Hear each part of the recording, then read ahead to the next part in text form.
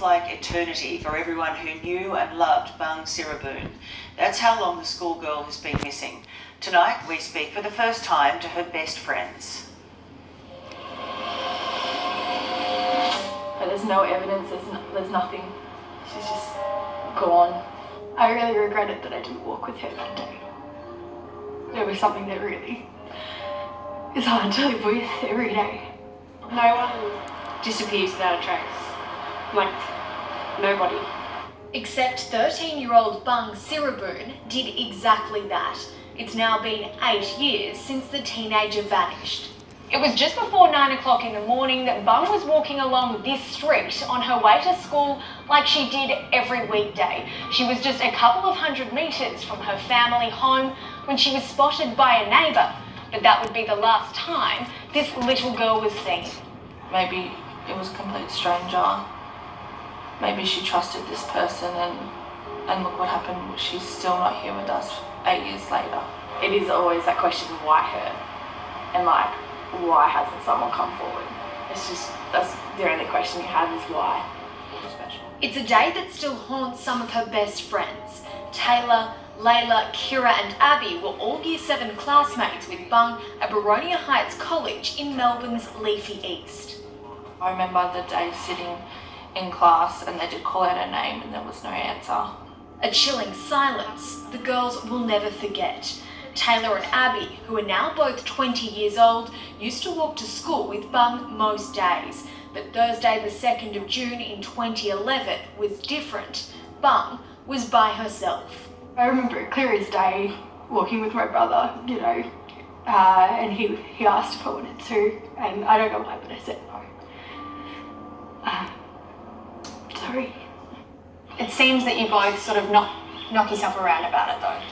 Yeah, I think it'll forever haunt us. For Bung's stepfather, Fred Patterson, it was a day like any other. She said goodbye to Mum, goodbye, see you later, see you after school. There was no hint of anything being wrong. A normal school day. A normal school day that would turn his world upside down. She'd never not come home and never not called, so it was pretty quick that we were pretty worried. Breaking the news to Bung's family that she was missing was another school friend, Diame. Diame rang and said, tell Bung that we've got football or something tomorrow. And I said, why didn't you tell her at school? And she said she didn't show up, wasn't at school today. So that's when the penny dropped, that's when it started to panic. I basically told them that daughter was missing. I felt really responsible for a lot of years. The girls were inseparable. Time out of class was spent taking photos, pictures the young adults now cherish. She'll always be my best friend and someone I cherish forever, and it's just so special. She was starting to enjoy life, especially getting to the high school, which was another step. Getting, first year of high school, football, boys, bands. She was into, lots of music and things like that. It's such a special time in your life, and you grow so much, and she just didn't get that. Yeah. We are now backtracking. The homicide squad is still investigating Bung's disappearance. In 2013, there were new leads when officers arrested and questioned a 24-year-old man who claims he ran over and buried the schoolgirl, leading to a fresh search of the area. A year later, police came forward with a possible sighting of a young girl matching Bung's appearance in the back of a white Ford Falcon station wagon the day she vanished. I was interviewed a lot, I was questioned a lot, I had nothing to hide. That was pretty full on. Then they went through the family and the relatives and friends. But still, there are no answers. At the moment we're still waiting. I feel like I want to do more, but what can I do more? And days went past and then months and it was years and we're like, she's not coming home. She just disappeared. $1 million reward remains on offer, and investigators say there are people in the community who know what happened to Bung. Someone must have seen something and no one will say anything. I don't get why. We want some sort of news, good or bad, While living in hope and holding on to their Buddhist beliefs, losing Bung has shattered Fred's family.